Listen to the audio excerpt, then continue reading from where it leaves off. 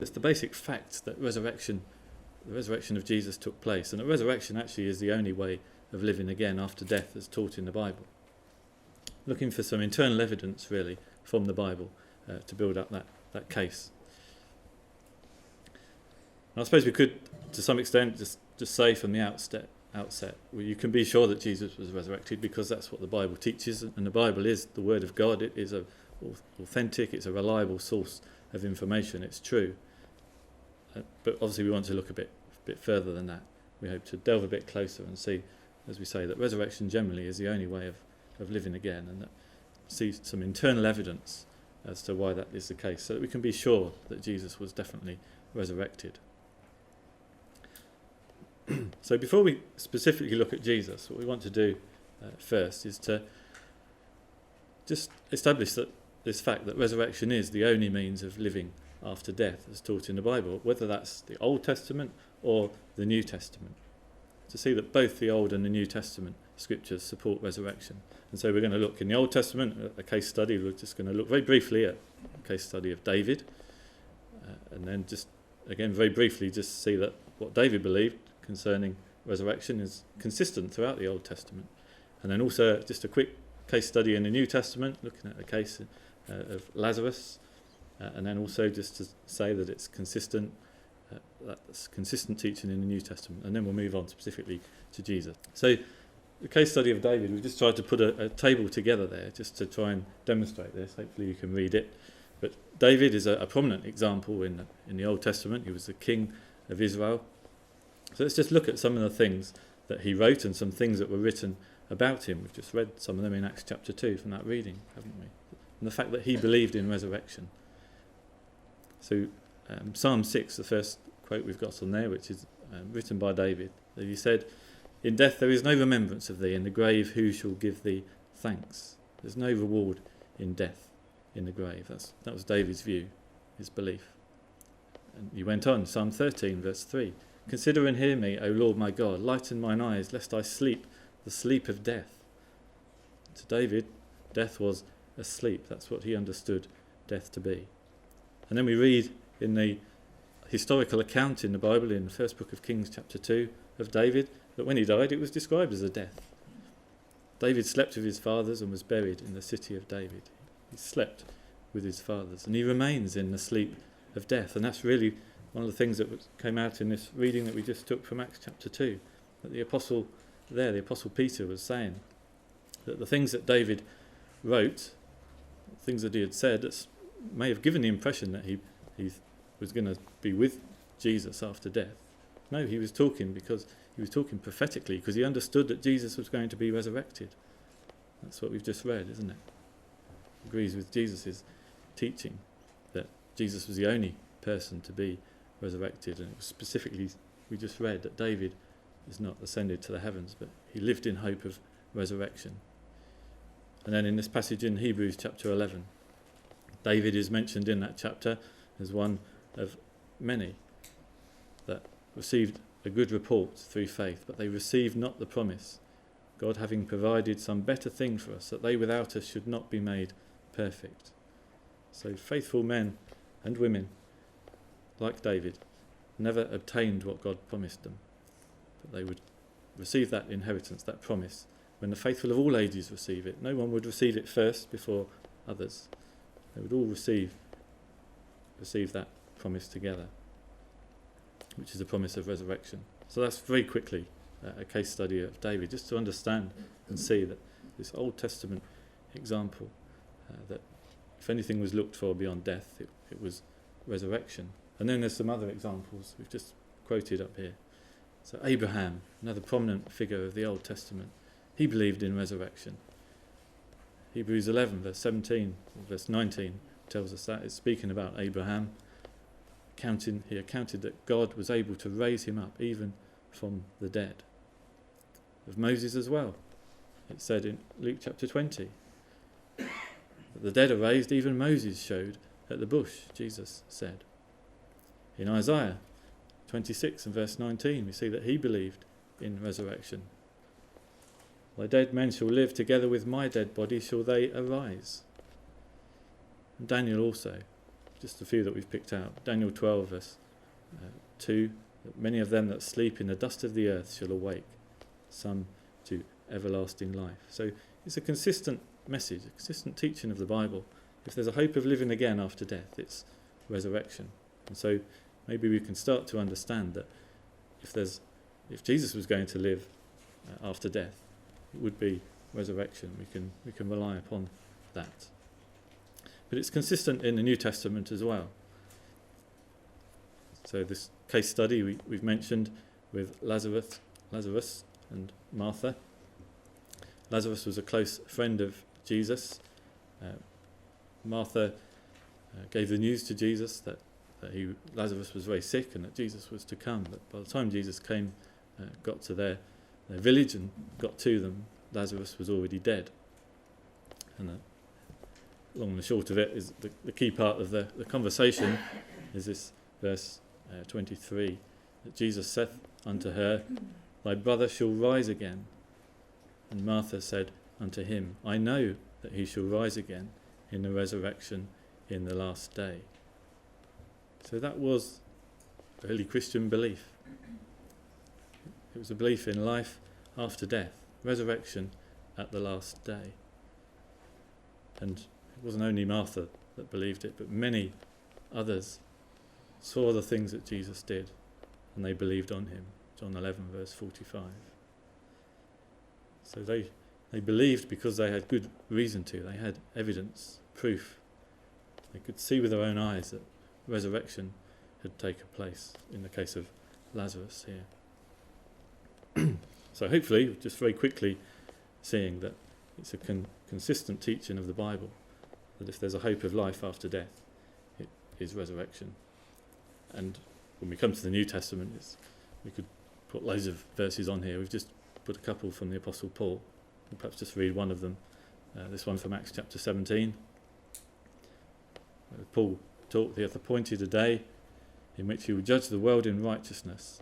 Speaking of God, He hath appointed a day in which he will judge the world in righteousness by that man whom he hath ordained, whereof he hath given assurance unto all men, and that he hath raised him from the dead. So he's talking about Jesus, the one that God has ordained to judge the world in righteousness, and he raised him from the dead. So this is consistent teaching in the New Testament of the resurrection of Jesus. So that's really just quickly skimmed through that bit of background, really, just to show that resurrection is taught throughout the Bible. It's consistently taught as the only way to live after death. So let's move on to think a little bit more specifically about Jesus then. And just before we really get into that, I've just put this in the presentation as an aside almost, really. But it's something I always remember from my school days. I don't remember that many things now. It's getting further in the distance. But I can remember an RE lesson, religious education lesson at school, when we were looking at the crucifixion of Jesus, and the teacher said that the fact that blood and water came out when the soldier pierced Jesus' side, that was proof that he was dead.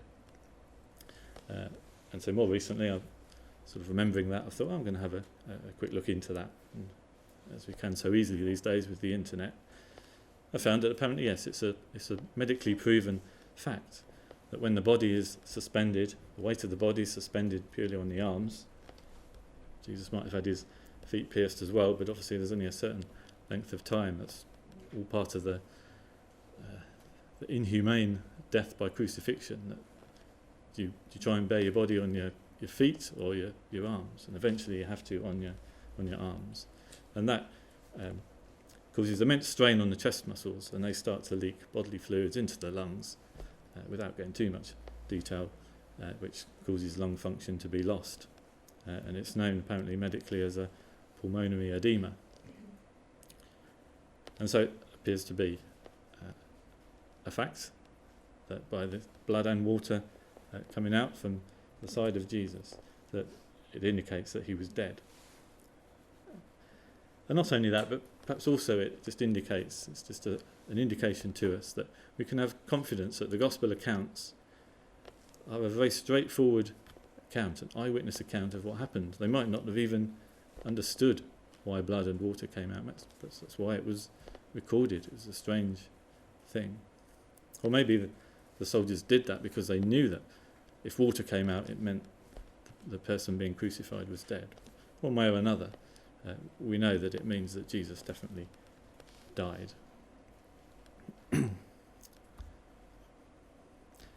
So let's really move on to the subject. I suppose when we talk about resurrection, really, and in these days, it puts us out of our comfort zone, doesn't it? And people tend to say, well, I don't believe it. I've never seen it before. It's not something we have any experience of. And that's exactly what happened in the case of Thomas, one of Jesus' disciples. He said, except I shall see in his hands the print of the nails, put my finger into the print of the nails and thrust my hand into his side, I will not believe. And he was fortunate in that he did meet Jesus and was able to see him and did believe. And Jesus acknowledged, though, in verse 29 of John chapter 20, blessed are they that have not seen and yet have believed. Only a relative few in a grand scheme of things that saw Jesus. But Jesus acknowledged that there would be many more that would believe without seeing him.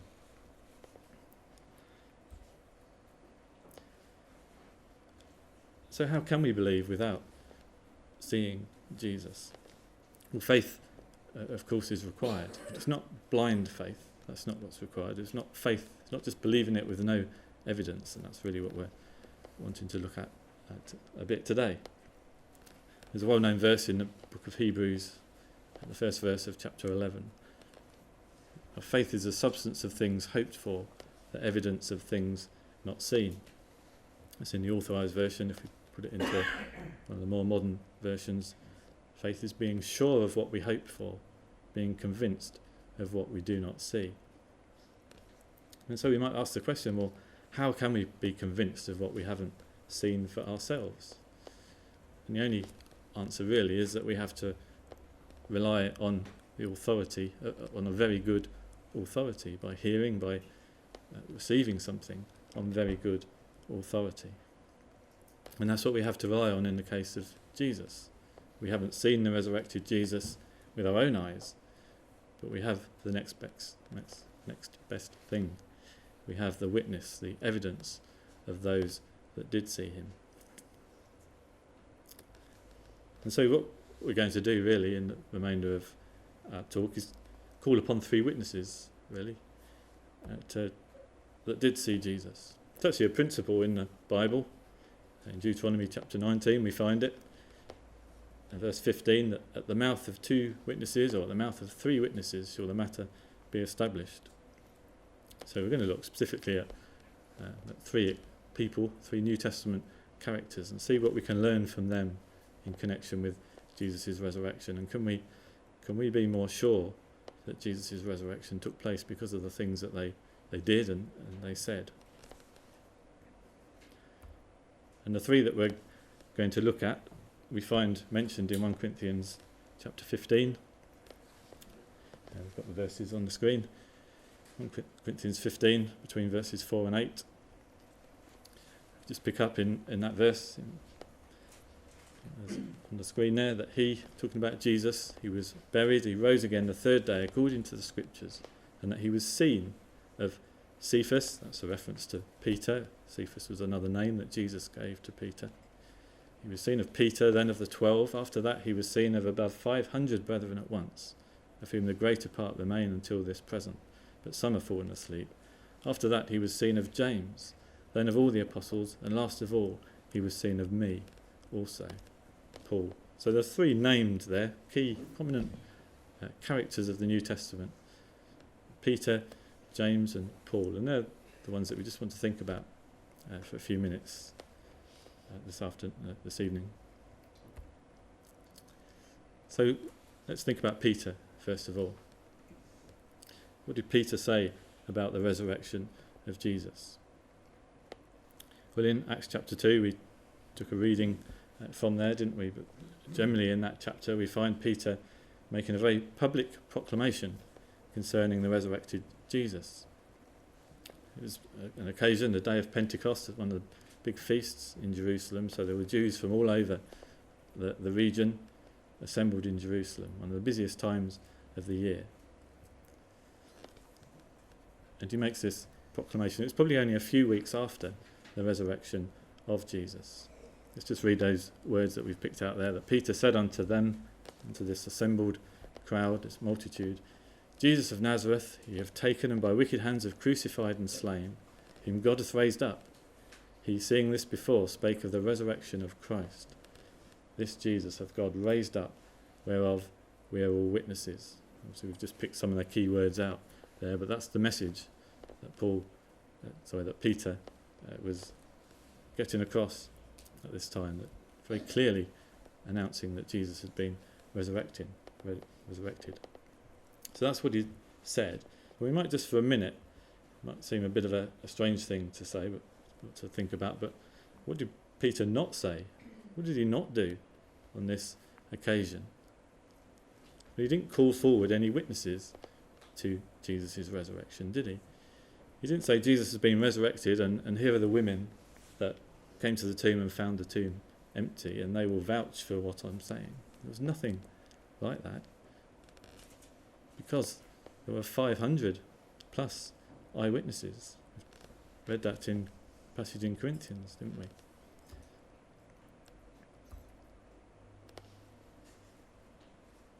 Because the resurrection of Jesus was a notorious fact. It was undisputed. All the people to whom he spoke knew that it had taken place. These 500 people, this news would soon get around, wouldn't it? And there's an interesting verse, we haven't got it on the presentation, but it's in Luke 24 and verse 18, when a couple of disciples spoke to Jesus. They didn't know it was Jesus at the time. It was shortly after his resurrection. And he asked them what they were talking about. They were talking about all the things that had happened to Jesus. And they said to him, in the ESV it says, are you the only visitor to Jerusalem who does not know the things that have happened in these days? Jesus asking that question, and they couldn't believe. What do you mean? What are we talking about? Everyone knows the things that have been happening to this Jesus. And so surely that's what was happening in Acts chapter 2. There was no need for any witnesses to come forward on that occasion. Everyone understood and knew what Peter was talking about.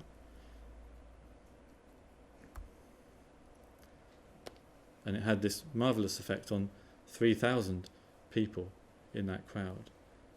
We read that in Acts 2 verse 41. And they that gladly received his word were baptized, and the same day there were added unto them about 3,000 souls. Such wholesale acceptance of Peter's preaching was based upon the resurrection of Jesus. It wouldn't have happened if they weren't all convinced of Jesus' resurrection. And when Peter explained the implication of the resurrection of Jesus to these people, they acted instinctively upon his word. So actually it wasn't just 3 witnesses, 3 apostles that we could turn to. It wasn't even just the 12 disciples. It wasn't even just the 500, but there were these thousands of people that were so convinced in Jesus' resurrection at the time that their lives were changed by that fact.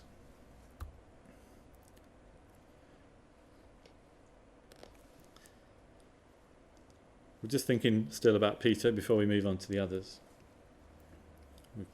There was this post-resurrection effect on Peter. He did once say to Jesus that he would go to prison and to death for Jesus' sake. It's recorded in Luke 22, verse 33. Peter said unto him, Lord, I am ready to go with thee both into prison and to death. Well, he did. Such was his conviction in the resurrected Jesus. He was imprisoned. We can read of that in Acts chapter 12. And he was most probably a martyr to his beliefs. There's a reference there to John chapter 21. Perhaps we'll just turn there quickly. We haven't got it on the screen. It's Jesus' words to Peter.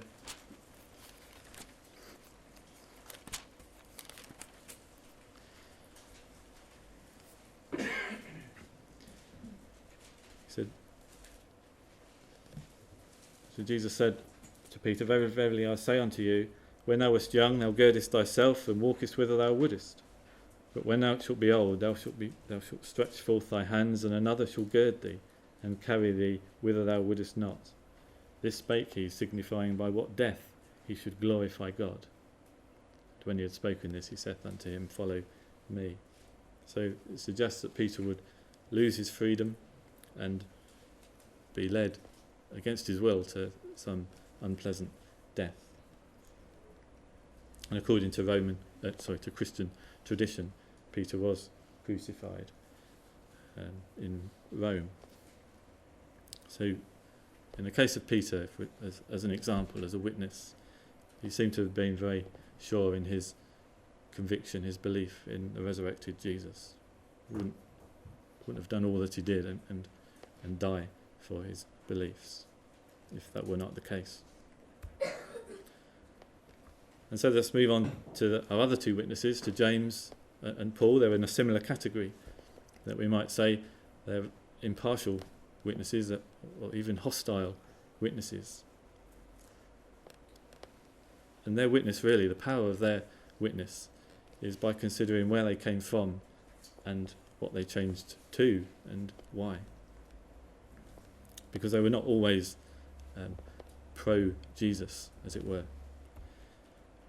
And we'll just look at that quickly.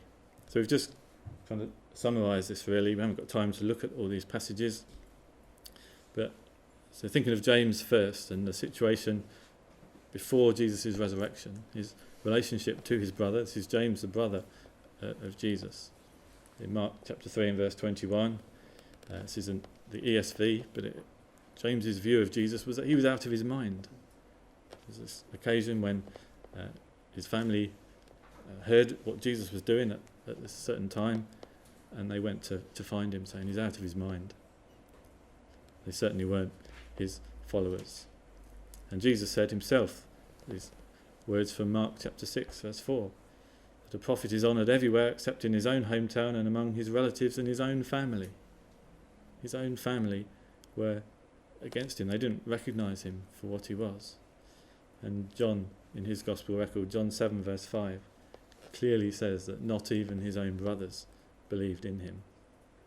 That was the situation during Jesus' life and his ministry upon the earth with regard to James, his brother. And looking at what he went to, he changed to, well, we've got a whole book written by the Apostle James. That's what he became. So Paul in Galatians refers to this fact that other of the apostles saw I none save James, the Lord's brother. So James, the Lord's brother, who thought he was out of his mind during his lifetime, had become a key apostle and supporter of Jesus in the church at Jerusalem. We can read many events, many occasions. Acts chapter 15 we might think of is a prominent one where James plays an important role in the church, in the ecclesia in Jerusalem. He's become a key figure. But he also, sadly,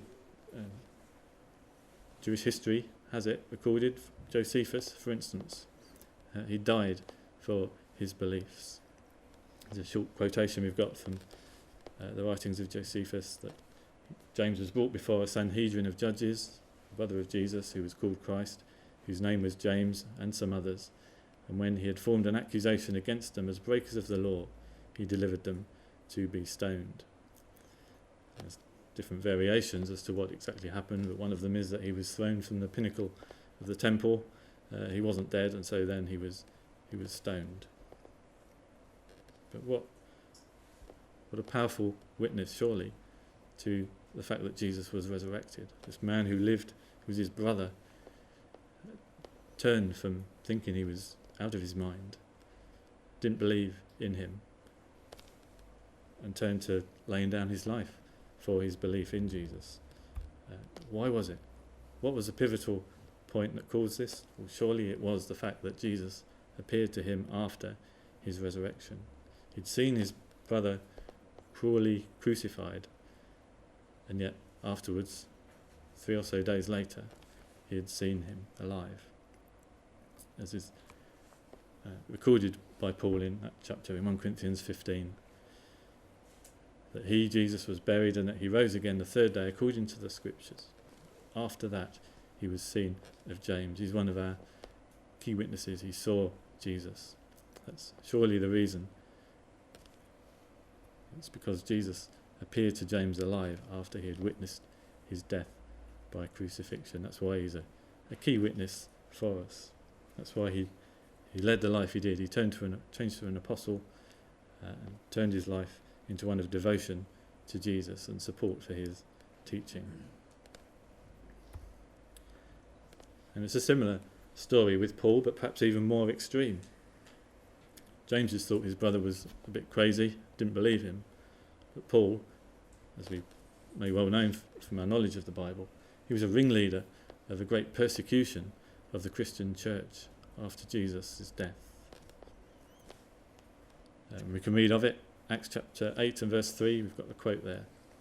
As for Saul, he made havoc of the church, entering into every house and hailing men and women, committed them to prison.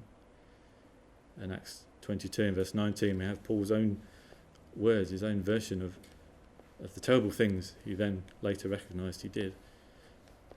I said, Lord, they know that I imprisoned and beat in every synagogue them that believed on thee. And when the blood of thy martyr Stephen was shed, I also was standing by and consenting unto his death. That's the Paul that we first learn of. But what did he change to? Well, if we have any knowledge of the Bible, we'll know that there are quite a large number of books in the New Testament written by Paul, letters, epistles. And we read of many of his actions in the book of the Acts of the Apostles. He completely changed to a forthright promoter of Christianity and the resurrection of Jesus. Come what may, nothing would stop him. Got this short quote from Romans 6 verse 8 to see that was clearly Paul taught that Jesus had been resurrected. Christ being raised from the dead dieth no more. That was now his new way of life, to teach that Jesus had been resurrected and the marvellous things therefore, the marvellous hope that brought to others. And as I say, he endured great trial and temptation, difficult life in order to carry out his preaching. And he speaks of it in his second letter that he wrote to the Corinthians, chapter 11 verse 3, speaking about others. Are they ministers of Christ? I speak as a fool. I am more, in labours more abundant, in stripes above measure, in prisons more frequent, in deaths oft. He lived in fear of his life often in order to preach Jesus, the resurrected Jesus. And there's an example there in Acts 14 and verse 19 where he was in death oft. He was left for dead. He was stoned and left for dead. There were certain Jews from Antioch and Iconium who persuaded the people, and having stoned Paul, drew him out of the city, supposing he had been dead. And it's a similar story. We don't know for sure, but Christian tradition holds that Paul was also martyred for his beliefs. He was beheaded in Rome. Probably don't need to ask this question, but what was the pivotal point, the pivotal moment in Paul's life that caused this great transformation? He saw the resurrected Jesus. It's in that same passage, isn't it, that we read in Corinthians. That Jesus was buried, that he rose again the third day according to the scriptures, and last of all he was seen of me, Paul, who was writing these things. It was because Jesus appeared to Paul alive after his death and resurrection that there was this great transformation in Paul's life. He couldn't do anything else. He couldn't deny the facts. He'd seen the man that had been crucified and dead for 3 days. He'd seen him alive again. And so, just a quick summary as we conclude then. What we've seen today, we've seen that the Old Testament consistently teaches resurrection as the only way to live again after death. We've seen that the New Testament also consistently teaches resurrection as the only way to live after death. If we take Jesus aside, Old Testament and New Testament all teach resurrection as the way to live after death. We've seen that Jesus definitely died, so to live again he would need to be resurrected as per the account. We haven't even actually referred to the gospel account, but one of them's in Matthew chapter 28, the resurrection account. But more, what we've been doing is considering reasons why we can be more sure that that was a fact. We've considered the witness of Peter and the fact that 3,000 people responded because of Jesus' resurrection being a notorious fact in those days. We've considered the witness of James, how he turned from an unbeliever to an apostle following Jesus' resurrection. And we've considered the witness of Paul. He turned from a persecutor of Christians to a persecuted preacher following Jesus' resurrection. And so we perhaps just leave us with a question. If you're sure that Jesus was resurrected, well, what next? Well, there's this marvellous passage in 1 Corinthians 15. That chapter continues. Let's just read these few verses from verse 20. But now is Christ risen from the dead? We can be sure it's a fact. Christ is risen from the dead. He's become the first fruits of them that slept. For since by man came death, by man came also the resurrection of the dead. For as in Adam all die, even so in Christ shall all be made alive, but every man in his own order. Christ the first fruits, afterward they that are Christ's at his coming. And that's that power of resurrection, isn't it? That because of Jesus' death and resurrection, we also, others after Christ at his coming, can be a further harvest of the resurrection. We can live in hope of resurrection and eternal life at Jesus' coming in the kingdom of God. But to make ourselves eligible for that, we must be baptised to relate ourselves to Christ and all that he achieved. But that, of course, is another subject. Thank you.